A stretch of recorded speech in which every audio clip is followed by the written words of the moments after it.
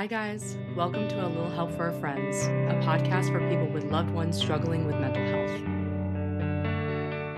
Hey, little helpers. It's Dr. Kibby here. Before we dive into this episode, I wanted to tell you how I could help you navigate the mental health or addiction struggles of the people you love.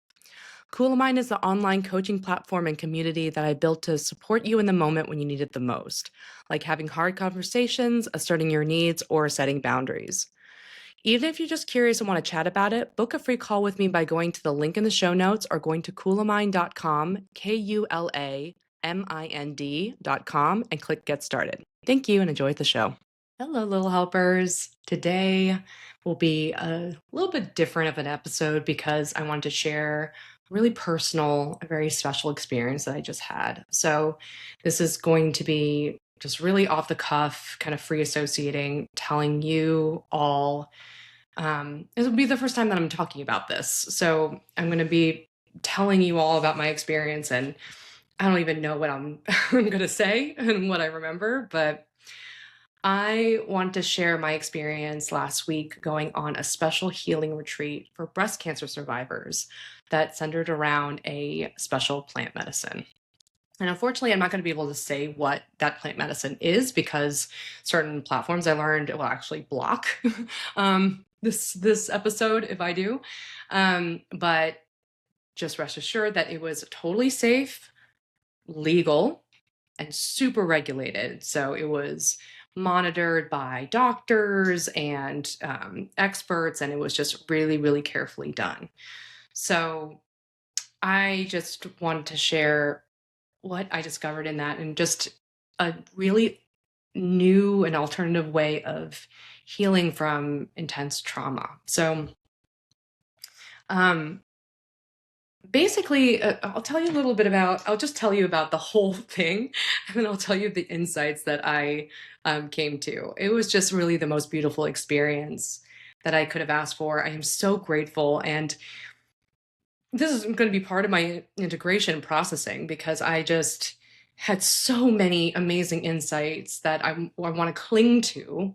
Um, and it's slowly unfolding during these weeks after. And so I'm sharing with you my healing process in real time. Um, so the funny thing is that I went on this healing retreat because it is run by one of my husband's ex-girlfriends. So her name is Ann Hamilton. I really want to get her on this podcast. She is amazing. And she had breast cancer as well, and at a young age. And she started their Survivorship Collective, an amazing nonprofit that is dedicated to providing these healing experiences to cancer survivors, breast cancer survivors specifically right now. So it was funny because she reached out through my husband, and I've only heard about her, from my husband as an ex, only very good things, that she was like amazing, she's very smart, she's very talented. But she reached out to me and said, "Hey, I heard you had breast cancer. Do you want to come on this healing retreat?" And I immediately said yes, mostly because I wanted to meet her and for the story. But I also was like, yeah, if I'm really thinking about it, I've had a really hard time recently, and it was weird. Um, I mean, I've spoken on this platform about how I've had childhood trauma and different kinds of traumas throughout my life, a lot of loss, but cancer is fresh. I mean, I was doing this podcast with Jacqueline through chemo, through the treatment, and I was just so focused on surviving that it was kind of anticlimactic when it ended, right? People often ask, like, what did you learn? How did you grow? And I'm just there are days that I didn't even remember that I had it. Like, I always think to myself, like, oh, I'm not more productive, or why am I so tired, or why don't I have enough energy? But I completely forgot that I had a year and a half where I thought I might have died.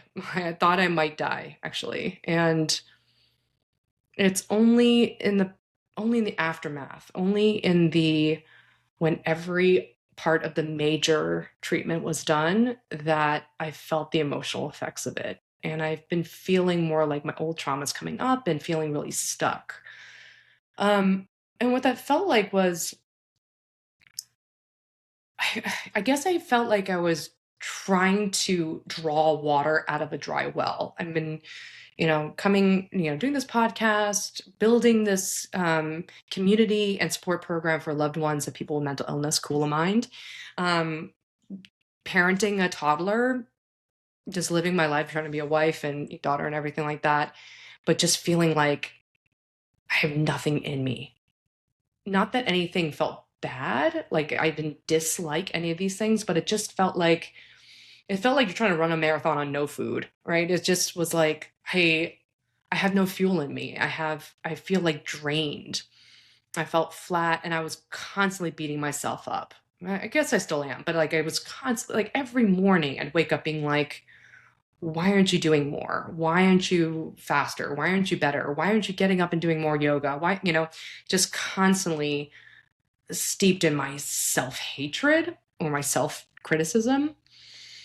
Um, and really cherish the moments where I spend time with clients or people that I'm working with, because that, pouring love into other people was very healing for me. But I just kind of felt like for myself, I was really running on empty.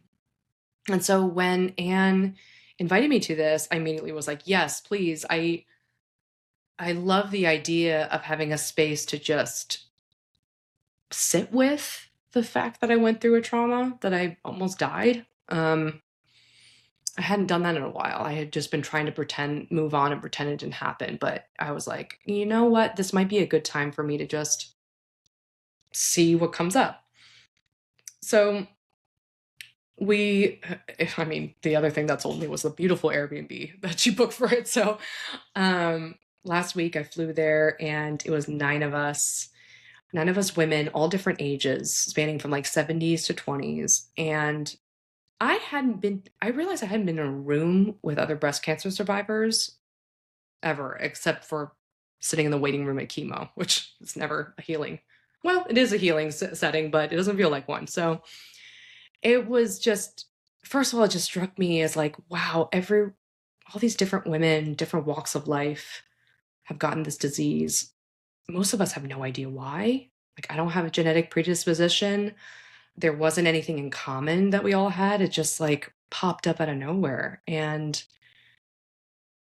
I was fascinated that we all were dealing with the trauma of cancer, but that also brought up so many other traumas. Like, it made all the other ones that we were dealing with so complex. I can't speak for everyone, but I know a lot of us were struggling with holding someone else's pain or feeling responsible. Like, there were people who were mothers, people who just like were working with intergenerational trauma, like their moms were having a hard time. Like, there was just so much collective pain that we were holding. I'm literally just like processing this out loud. So you're all here for here for the ride.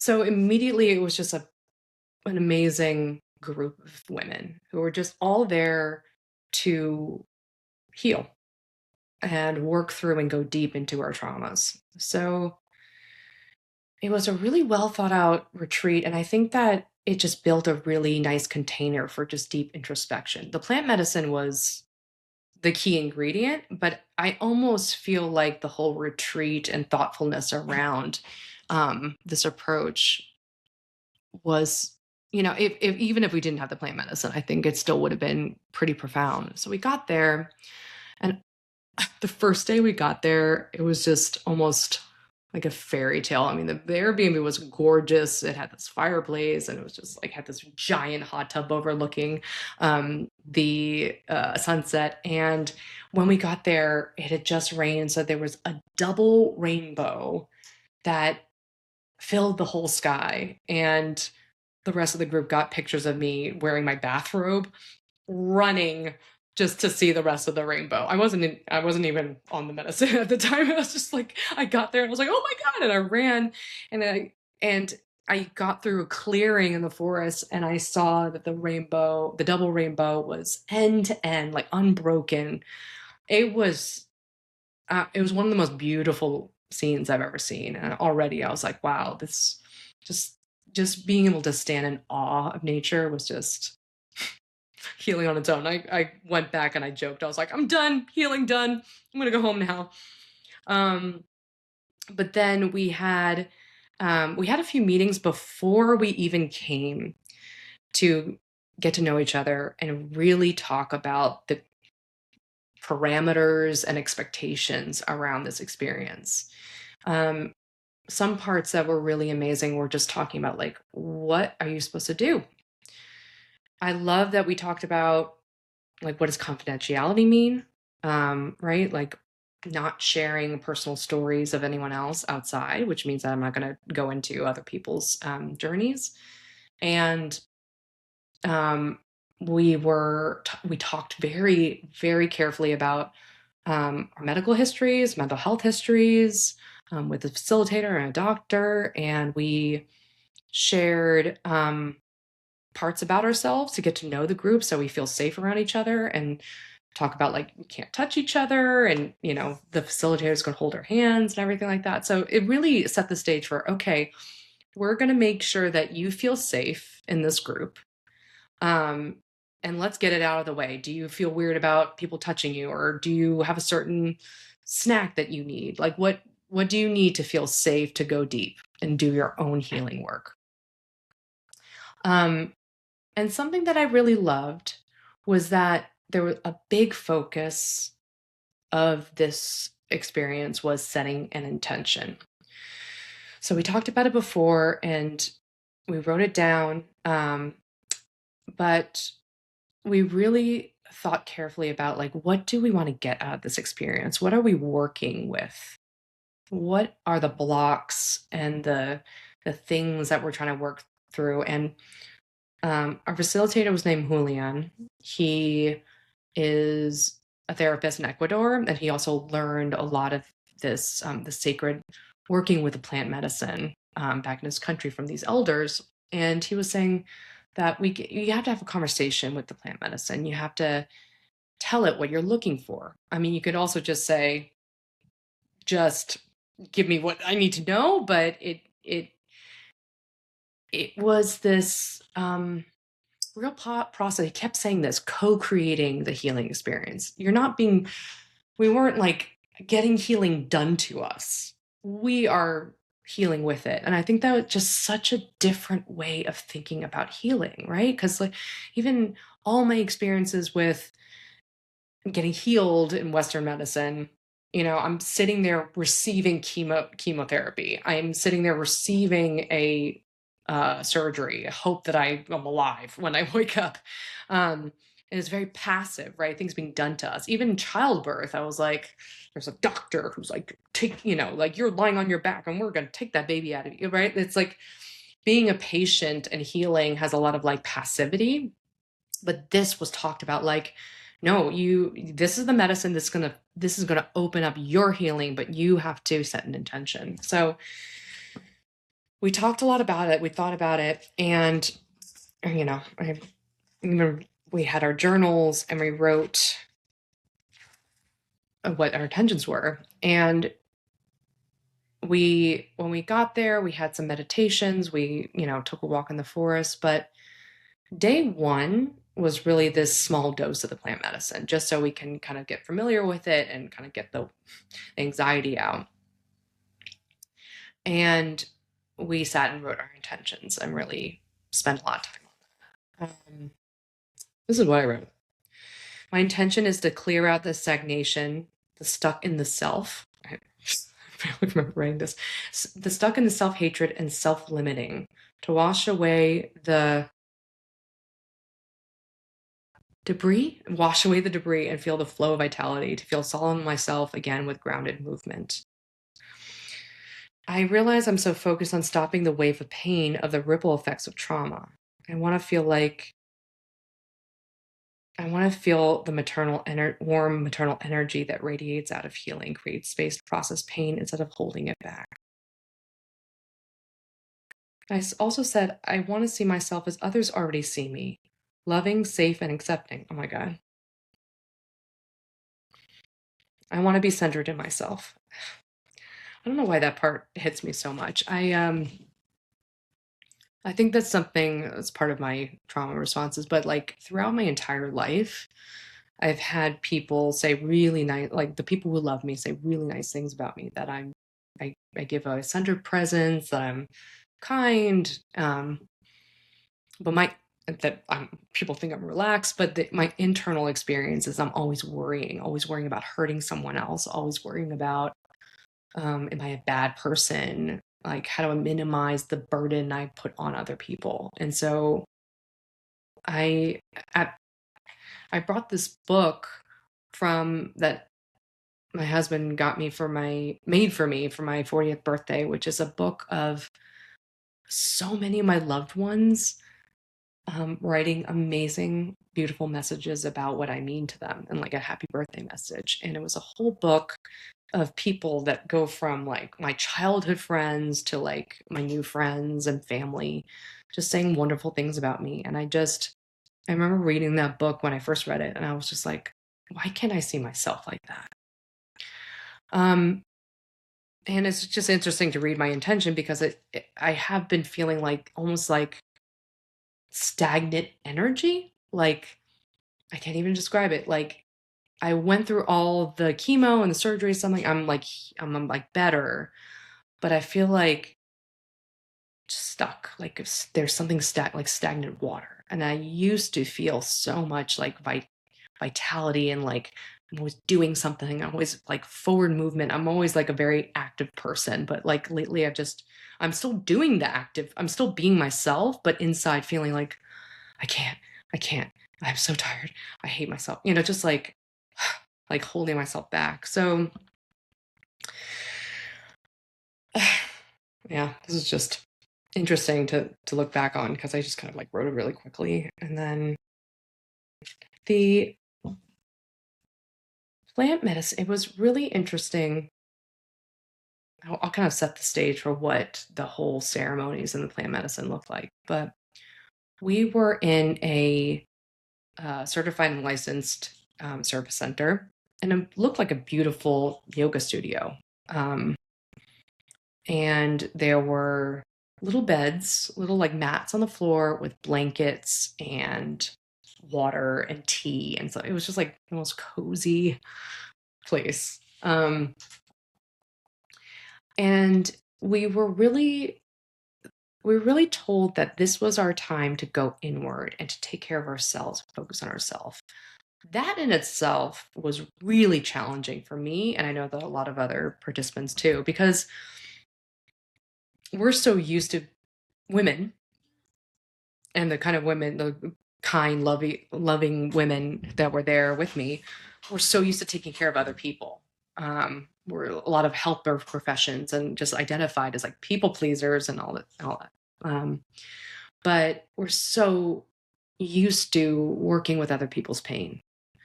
And so the idea of taking even just like a couple of days just to ourselves with other people was crazy. For me, I was like, how am I going to do that? They were saying, like, if someone is having an emotion, first of all, you don't know what they're really feeling. So if they're crying, you don't know if it's a sad cry, or they're grieving, or if they are happy and just weeping tears of joy. And I was like, oh, first of all, we should keep that in mind all the time.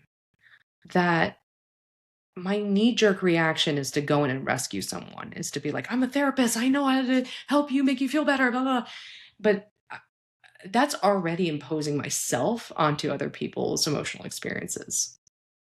But what if they just want to be left alone? Or what if they need to have a good cry and it feels good? And I would interrupt that process if I just jumped in. But so we're like instructed to just focus on ourselves and what we need, and our intention and what we needed. And then we had facilitators. So there's a law about where we were about how many facilitators per person. So actually, there was more than what it was legally sanctioned. So there was about like, I think there was like one facilitator for every two of us. And when I say facilitator, they were trained in basically managing our experiences, keeping us safe, like, um, And they just modeled a really beautiful example of what it's like to facilitate someone's healing without healing them. I'm trying to piece together the explanation right now. But working with people in our Kula Mind community and program, there's a lot of people there who are givers, caretakers, right? They care for people with mental illness or who are struggling in some way.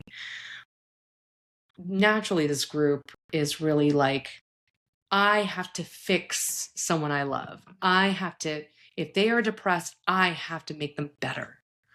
So we feel a real big responsibility over other people's pain and fixing. And as a therapist, I'm like, I actually do that for a living. I'm actually like, my job is to help people feel better in the long term, in a way.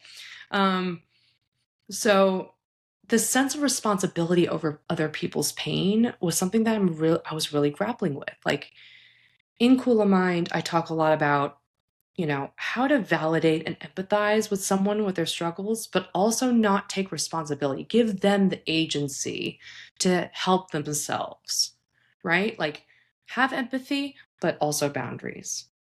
And I'm like, on a spiritual, energetic level, I don't really know how that works. Like, I still feel really responsible if my mom is like mad at me or upset or struggling. I'm like, oh, what did I do wrong? I have to do something different. So even just watching the facilitators, I was like, oh, their role is specifically to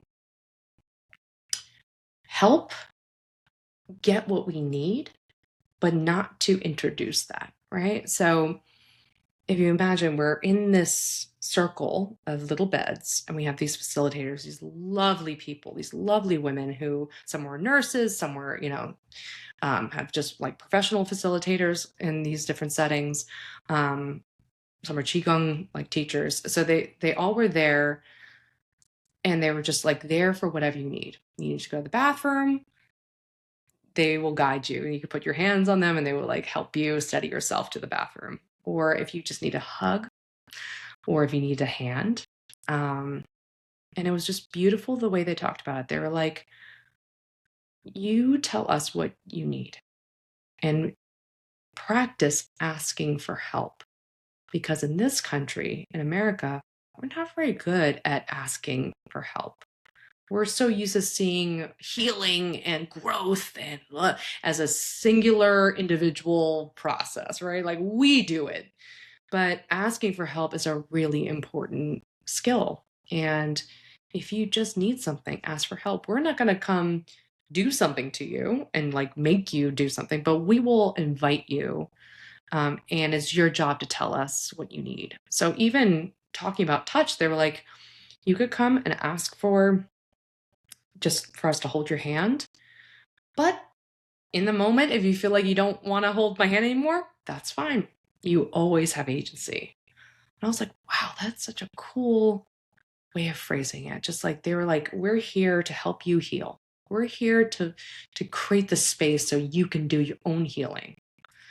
So we're in this circle. We have these lovely people behind us. And Julian is our facilitator, and he is in the middle of the room, and he has this altar, which is just a cloth with all these different sacred objects on it. And he said that this altar is the connection between the spirit and the earthly realm.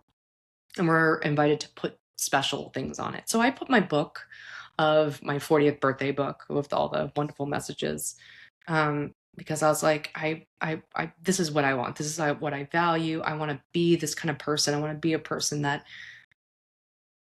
I think I already am, I guess. I'm this person who, so many people wrote such nice things about me. And that's what I value in life. That's all I want to build, is to build like a safe space for people, and to make people feel loved and cared for. So it was like, this book was like probably my most proud accomplishment, right? To like have testimonials of people saying like that they felt that way. So I put that on altar, and other people put really cute things like pictures or like a little statue or something, like a little, little tokens that meant something to them. And Julian, again, like, especially, we did the same thing. Like we did 2 days. One day was a smaller dose and one day was a bigger dose. The smaller dose, we're just writing our intentions and preparing and just getting a sense of what this was like. And he explained that we will, like, he was like, I'm really proud of you that you're all here to go in deep. And the mind, he explained that the mind sometimes needs to disorganize in order to reorganize. So he said, this is a time where different things are going to happen to your brain and it's going to make new connections and think differently than it usually does. And the brain, like most things in nature, don't like things that are not normal. So it does a lot of things to stay normal, right? It kind of recreates the familiar over and over again, right? And this is a time where you're going to go out of that comfort zone. You're going to think differently. It's going to operate differently. And that's going to be scary. And he said, we call that the bridge. There's going to be a point where your conscious mind is going to fight for normalcy, fight for, I want to stay in control. But if you work with that and let that happen, you could go to the other side. So I was like, get me to the other side. That sounds great. What else did we talk about? Oh, he also said that he will use other tools he's learned from his elders to really help the medicine, co-create with it. So he said, I have different instruments, he had different like rattles made from like branches of certain trees or like an actual rattle or like bells. And he said, I'm also going to sing songs. I'm going to sing songs that are from my culture and what I've learned from these traditions. He was like, I'm not going to put them on Spotify or some platform and monetize because that's not what they're here for. They're not just to sound good. They are part of the medicine. They're spiritual, sacred songs. And so I was like, wow, how cool is it that this is treated like, I'm not a very religious person. I always consider myself spiritual, but like, how special is it to really focus a time to contemplate and have this as a special experience just for contemplation? People do it all the time, going to church, right? Prayer and stuff like that. But like, we're creating a moment where you're just in the moment and it's not there for replication or public consumption. It's just there for you in that moment. And that's like really sacred, right? And I was really like, ooh, honored. And we also talked about how, it's really important to respect your lineage and respect generational trauma and how this kind of plant medicine is timeless, right? This medicine, these songs, and this ceremony, this tradition comes from like generations and generations. And he said that often people do feel like time is flat, and so you might encounter like a generational trauma and work with that. So it really was like, whoa, I don't know. It's just like, whoa. But I know what that means. Like now that I was like, I don't know what that means, but like I feel that in my body now. I'm like, oh wow, you're so connected to all these different parts of you that even time, like the old parts of you they inherited from your parents, the sacred healing that you inherit from this ritual from generations in South America are all going to be in this moment. Wow, so powerful. So and we also got like eye mask and like headphones if we wanted to and blankies. So it was just like, okay, I'm gonna lie in my bed and I'm gonna listen to this really nice, kind man like play beautiful music and sing beautifully while these ladies like help me to the bathroom. I was like, this is just it's like the most luxurious spa ever. But the first day I was actually surprised because I was lying there, and it was just a very small dose, and I was like, oh, okay, this kind of feels like got a little sip of wine, not that big of a deal. And then I had a flash of seeing my dad, who had died of cancer when I was like 20.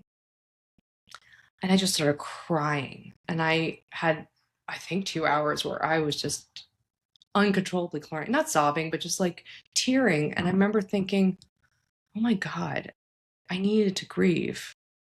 Like, I tell clients all the time that they need to grieve, especially if they're angry or frustrated or they feel stuck. Like, sometimes it's a grief process, an accepting of something that you lost and feeling the sadness, right? And feeling that loss, which most people don't want to feel, right? They want to feel like I could do something about it. I'm anxious, which makes me worry, so I can do something, or I'm angry, that makes me want to blame someone, like very active. But this sometimes grieving is the answer. Sometimes you just need to be sad that something important to you was taken away.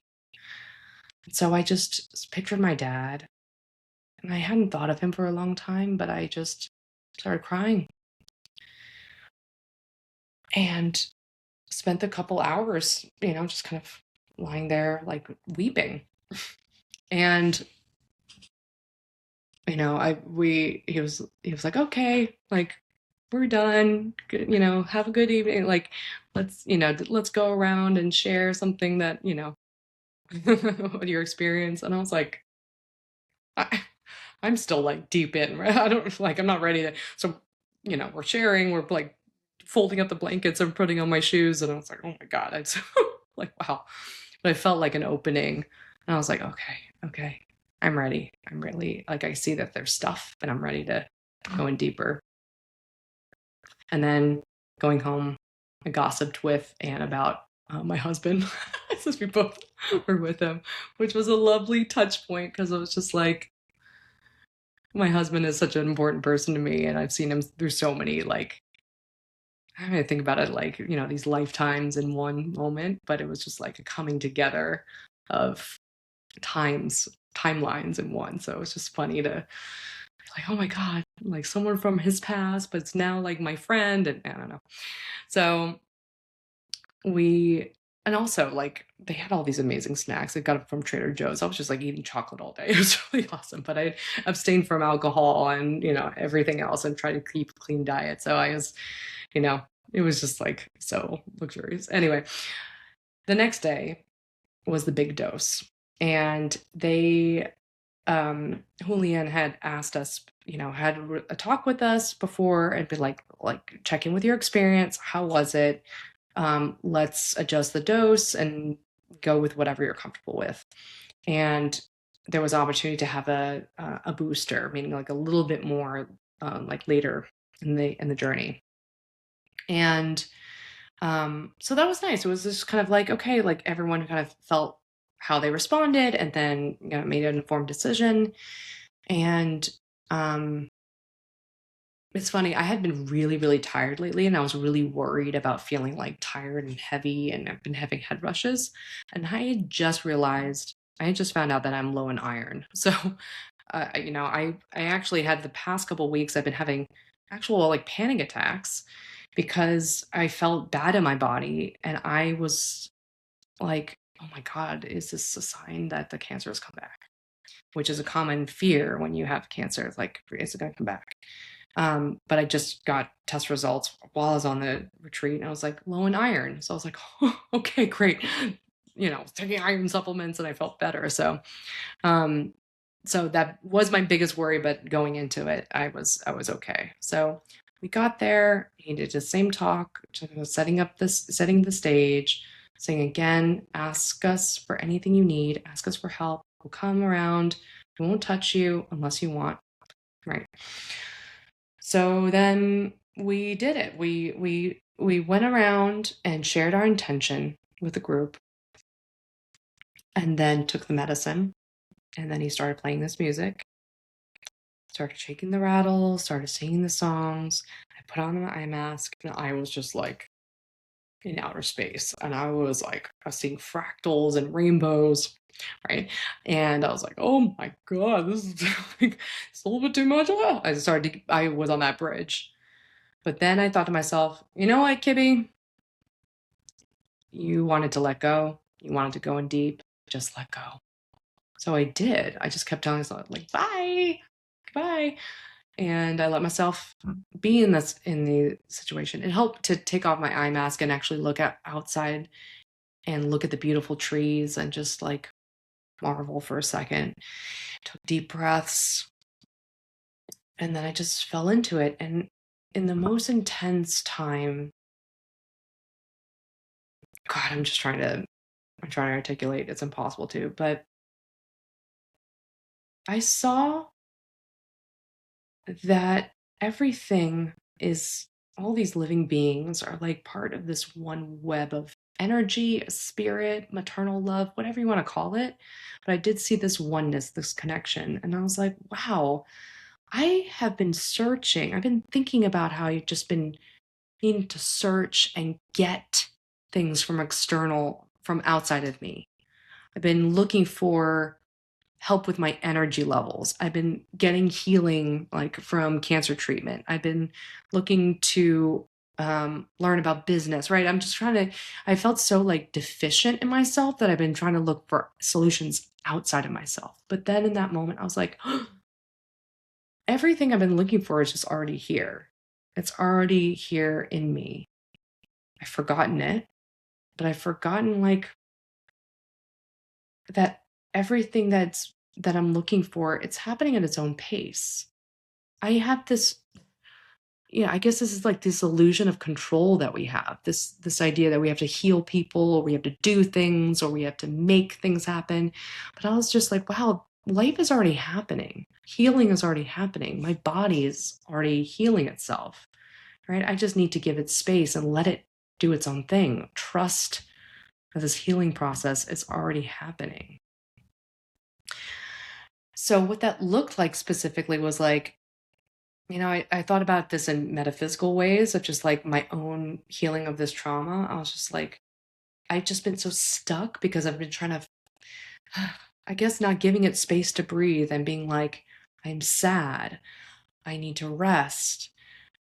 I'm healing at my own pace and that might be slower or more painful or unexpected in ways that I'm not controlling, but I'm just healing. My body's healing itself. My soul is healing itself. Then I saw in other ways too, like, I think I was marveling about how women's bodies go through so much change, like talking about disorganizing to reorganize, but we giving birth, I mean, we really like we come apart in pieces, and cancer, we literally come apart in pieces, and then we're just reassembling our organs and our bodies into a new form. And I was just like, wow, it's just, in that moment, I breathe and feel this places in my body where it's like tight or painful, and just brought my attention there. And then with just bringing the attention there, just allowed it to relax, right? So, and allowed it to feel like it moved or opened up. And I was like, oh, I feel like I keep having to like do healing, but now I'm allowing and giving space for the healing that's already happening. I'm just letting it do its thing, really. So it's just marveling at that, just like, whoa, like things die and grow and morph and change, and everything is evolving all the time, and we're just part of it. We just play a role in it. We don't control much if you think about it. Like, this stuff is already happening, right? And I remember looking around the room and all these amazing women who've gone through so much. They were all doing their own healing journey. Some were like going inward, wrapping the blanket around and doing something inside. And some were expressing and, going outward and releasing. I was looking around the room and some were giggling. Like, I was one of the giggling ones. I was like, wow, like, look at this, like this cool nest of women. And I was also meditating on womanhood versus manhood, like yin and yang, like the male and female energies. Because something that's been hard for me is that all up until having a baby, I felt very masculine. I was good at school, I was athletic, I was strong, I was independent, I was doing stuff, right? And then I had a baby, and then I had breast cancer. Like, womanhood just like really hit me like a Mack truck. And I've struggled with it. I haven't felt like a sense of power in the womanhood and the motherhood. I felt like um almost like I was forced to change into something that I'm not familiar with. Breastfeeding was hard. Like, it's just hard. So I was like, I want to appreciate the strength of womanhood. And I did. I looked around. I was like, oh my God, all these women, like, some of them gave birth to several big kids, and some are going inward and dealing with some their childhood trauma, and some are like giving birth metaphysically, and some are grappling with, their sexuality. I mean, there was just so many different, and I was just like, wow, women are just amazing. I mean, this sounds so silly, but like, women are really just amazing. And we should appreciate when men facilitate that, and do what they need to do to facilitate this healing, create space for it, right? Like, Julian was there creating a safe space for us, creating the music and creating the container while we're all doing the healing, right? And I was thinking about that with my husband, how I like gave birth and stuff, but all the things that he did to make me feel safe, make me feel protected, whether it's propping up my pillows or getting me a snack or telling me he loves me, like, we all play a role in this healing, right? And I was just marveling. There was a lot of hours where I think I was like, wow, wow, and watching someone grieve, and then the emotions will flow through me, and then appreciating like that I have naturally like more empathy, like a higher level of empathy than normal. Like, whenever someone cries, I feel sad immediately. So I was just like watching someone grieve, and then feeling it, and then just being like in awe of it, in awe of that process of like, this is just the humanity is beautiful. I'm starting to sound like woo woo, really woo right now, but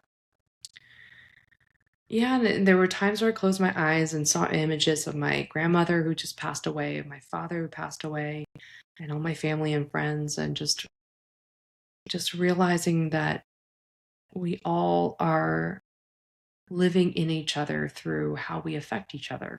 Like, our parents or generations before have given us legacies, whether painful or not, but just like have affected us through time and space. I don't even know. I don't even know what I'm saying.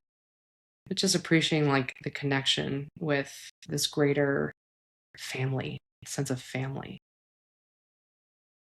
And for the first time in a while, I just like watched it. I think that was, I think the plant medicine taught me that letting things move and heal is not about doing the right thing. I'm so focused on doing the right thing, and um, figuring out the right way, the right strategy, right? And like doing good, getting the A+. But actually, this was just about like letting go and marveling at a healing process, which means stepping back, allowing it to happen, trusting that traumas and wounds heal on their own. They have an inner wisdom that they know how to heal. And I just got to get out of the way, man. I got to stop trying to like work on it. And I just have to let go, and let go, not in the sense of like, bye, like that you're checking out, or that you're resigning, or like, like, fine, I'm letting go. You take care of it. I'm going to walk away. But instead being like, I trust you. So letting go in that moment felt like trusting in all of our ability to heal, creating this safe space to let someone do that, bringing attention to it and marveling and being in awe of it. and just letting it do its own thing. And I was like, wow, that's the way I want to parent. That's the way I want to treat my clients. That's the way I hope my clients treat their loved ones. That they go, what do you need? I'm here to help you heal. I trust you. You are you are in you have your own inner wisdom and your own agency to heal, but I'm here just to support and let it happen. Facilitate it. Let the movement happen.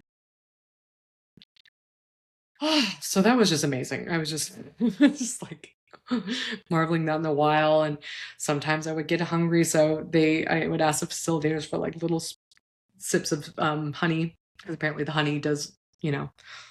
I went through this whole meditation about like honey and like and bees, and that there's a queen bee, and there's like they work in groups. So I really had this like appreciation that womanhood has this like, we do hard shit together. And we might do it individually, like we all give our own birth or whatever, but we do it together. We do it in a hive, in a nest, and we support each other in community.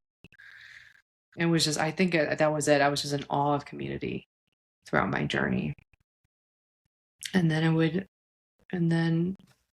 mean, within an hour, we had to come around and asking, like, how are you doing? How are you feeling? Would you like a booster? And I remember like just looking at him and bursting out laughing. I was like, what's up, man? Like, what? I'm all good. But, yeah, I was really touched. I think I was really moved by the experience, and getting a chance to marvel at the magic of healing. And as a healer, that was really something cool, right? I've been feeling so bogged down with the responsibility of having to heal and create a space for healing and do all the things. But I was just like, you know what? Listen, just listen. I remember one of my Thai massage teachers would always say, listen to body, listening. You have to learn to listen. To be a healer, you got to learn to listen. And I think I've forgotten that. I think I felt so anxious about how I need to do things right that I forgot to just listen. Listen to what my clients say they need to heal, right? What they need, what is calling inside them to heal, and how can I support that? So, I mean, there were some people in the group who were struggling, especially struggling with like the emotions that were in the room, and watching them just figuring out ways to cope with that, figuring out ways to ask for help. It was just really amazing, like this collective approach to healing, healing all of our individual and collective traumas. But it was such a beautiful experience, and we came out of it. We ate amazing food at home. It was just like coming down, and it was actually nice too, because we finished by sharing. We did a couple rounds of just sharing what was in us, our experience, and it was so weird because we hadn't talked. Like it was hard to be like, okay, now I'm gonna do public speaking now and tell you what is still happening inside me. But he was like, really don't think about here and what you think you should say, but really just see if there's something inside you that wants to be expressed through words. And most of us express gratitude. And just we all were like, thank you so much for just giving each, like, us creating space for each other and being kind to each other and letting me feel safe enough to go to places that I normally wouldn't. And we were crying. There's one facilitator who sang amazing songs that I was just like, she was singing over and over, you don't have to carry this alone. You don't have to carry this alone. Just like singing that over and over. And all of us started weeping towards the end. That was a really beautiful moment. We all were holding the shared trauma of breast cancer, but also completely individual experiences. And we all felt really alone in it. We all felt like we went into a hole. And some of us, like me, felt like I didn't come back out.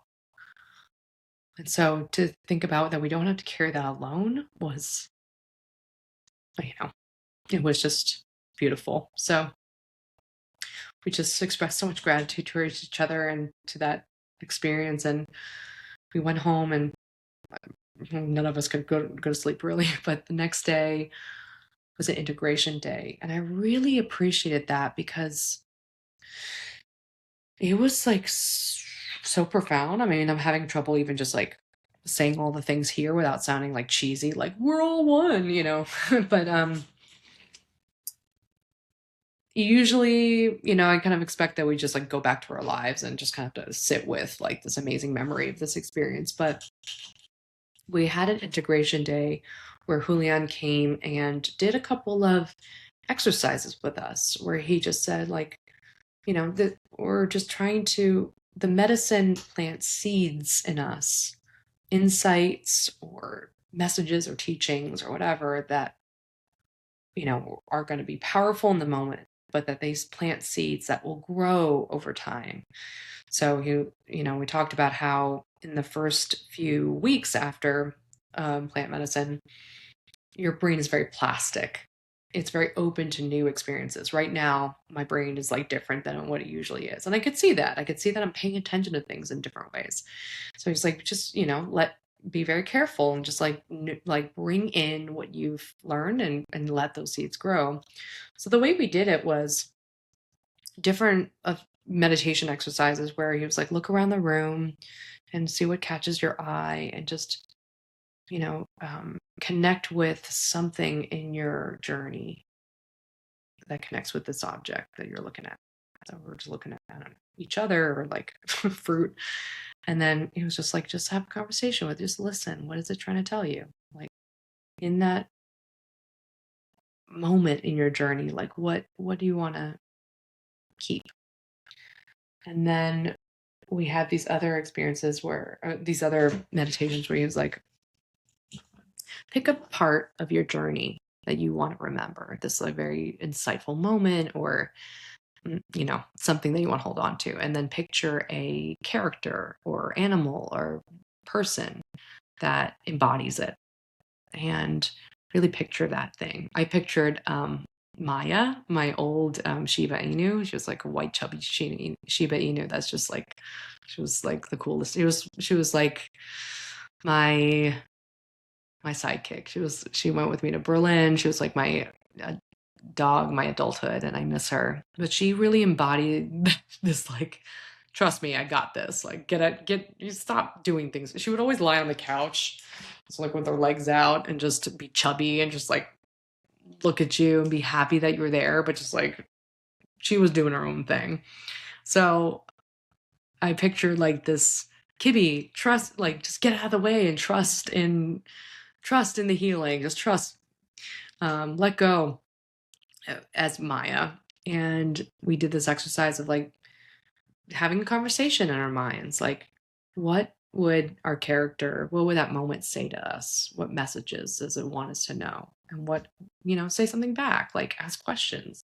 So we had these moments of like, just, it's very like acceptance and commitment therapy, like this is, or different kinds of like IFS and different kinds of therapies where you like talk to different parts of you, but we're basically talking to the different parts of us. And I think in general, just we sat and we discussed and we talked a lot, and it brought like sometimes hearing other people's memories like brought back memories of different parts of the experience. So, and we journaled a lot. Like I just fill pages of everything that I can remember, and it was just like, okay, like let's that moment where your mind is just doing its own thing, let's see how we can bring that and integrate that into our daily life now. Let the seeds grow and let it be a part of us, not just like I was there, I did this cool thing, and now I'm back to my old patterns, my old habits. So I really do I want to bring this appreciation for womanhood, and also in the appreciation for womanhood, this like yin and yang, I don't know how to say. But I was always saying like, oh, the male part is good. That's ambition. That's productivity and work, and female is slower and stiller and quieter.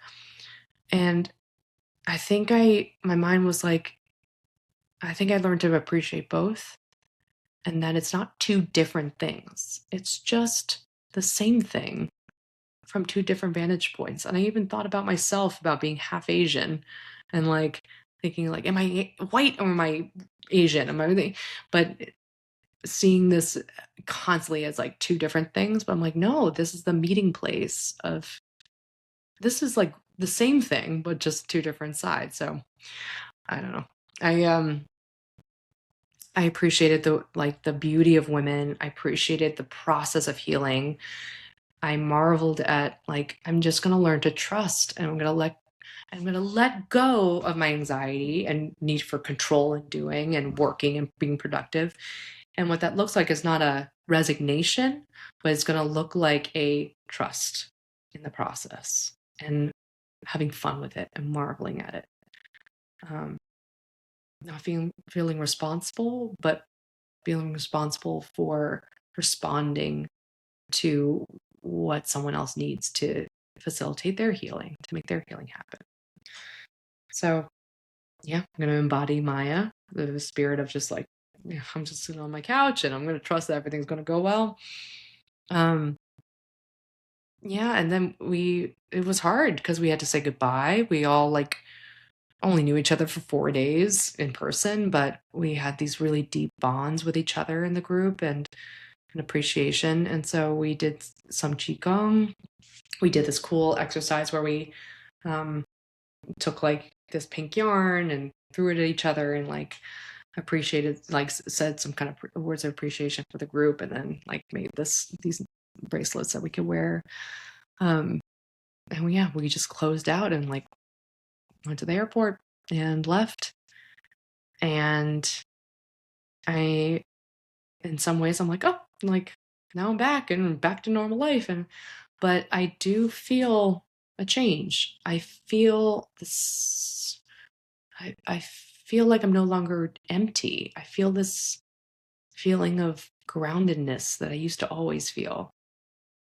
Like a trust in myself, like it'll be okay.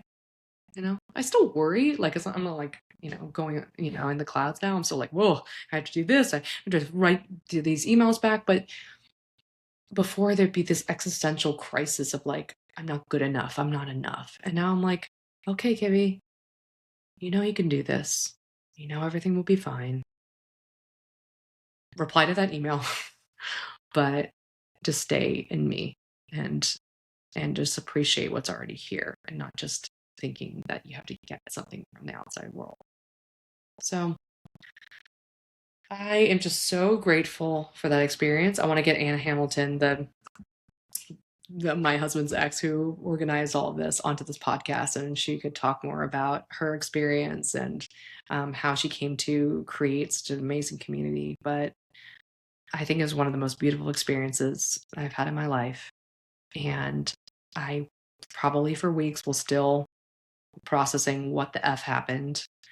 But I really advocate for, if people are feeling stuck, or they feeling like therapy is not getting them to the deeper places, like there's more to work through. Like therapy, obviously, I'm a really big proponent of, but therapy is a tool and one part of treatment, right? And it can help in certain ways, but there were other things that this plant medicine did. For example, like you might go into therapy and just say the same things over and over again, right? Say the same stories, say the same worries. And this is one of these moments where your brain is like, ooh, opens up, and you could experiment and play with other ways of thinking, other feelings that you haven't been allowing yourself to feel because, of your normal habits and coping mechanisms. So this just allowed everything to soften and open up. And I mean, if you're curious about what the plant medicine is, you can look at Survivorship Collective and see what they do. But it's so cool how so many different kinds of alternative mental health treatments are coming out now, whether it's, like plant medicine, ketamine, all these, TMS, like we're experimenting with even AI, and digital health. We're all experimenting with new ways of healing mental health. And it's a wild west. So there's a lot of things that we don't know, like who it's good for and who it's not good for. But I really recommend, if you were to ever um, experiment and look for something with these alternative, new progressive healing methods, really go to a place that's reputable, that has very clear regulations, like um, regulations around what dosage did you get? What can the facilitators do for you? What is the doctor's role? What happens in a case of emergency? How should we approach this? Is it legal, right? Like just checking all those things and doing your research and your homework. Because I know that a lot of these different alternative medicines have kind of crashed and burned because the 70s, where we all were like, woo, like everyone should try everything, LSD, or like, all this, MDMA, ecstasy, all this crazy stuff. And then, quickly that spirals into danger. So, yeah, just be careful and just be intentional about it. And I highly recommend, I don't know, just taking some time to go inward and giving some time just for you, because you might push and push and push and push and push through those burnouts, but there might be something inside you that's saying, hey, we need to slow down. We need a moment to ourselves. We need to look inward. We need to create space so that whatever's happening inside can express itself and move through it. So I don't know if this episode made any sense or, was interesting or helpful, but I don't know. Maybe it was more for me. But I just wanted to share this with all of you because all of you are very special to me. And I wanted to share that, if the things out there that you tried haven't helped, there are new ways of healing, and there's ways of healing that you might not expect, and to be open to that. So, as always, if you liked this episode, leave a 5-star rating on Apple Podcasts or Spotify. And then whatever platform you're listening to this, Spotify and YouTube, you could write like comments on it and I can respond to you. So I love talking to all of you. Some of you have written some really nice things and some of you have written, some critical things, but all are welcome. I learn from every conversation I have with you. So, I appreciate you, and I will see you next week. Thank you.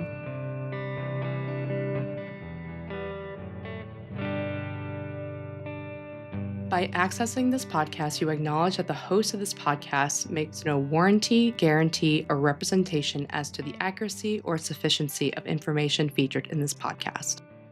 The information, opinions, and recommendations presented in this podcast are for general information purposes only, and any reliance on the information provided in this podcast is done at your own risk. This podcast and any and all content or services available on or through this podcast are provided for general, non-commercial, informational purposes only, and do not constitute the practice of any medical or any professional judgment, advice, diagnosis, or treatment, and should not be considered or used as a substitute for the independent professional judgment, advice, diagnosis, or treatment of a duly licensed and qualified healthcare provider. In case of a medical emergency, you should immediately call 911. The host does not endorse, approve, recommend, or certify any information, product, process, service, or organization presented or mentioned in this podcast. And information from this podcast should not be referenced in any way to imply such approval or endorsement. Thank you.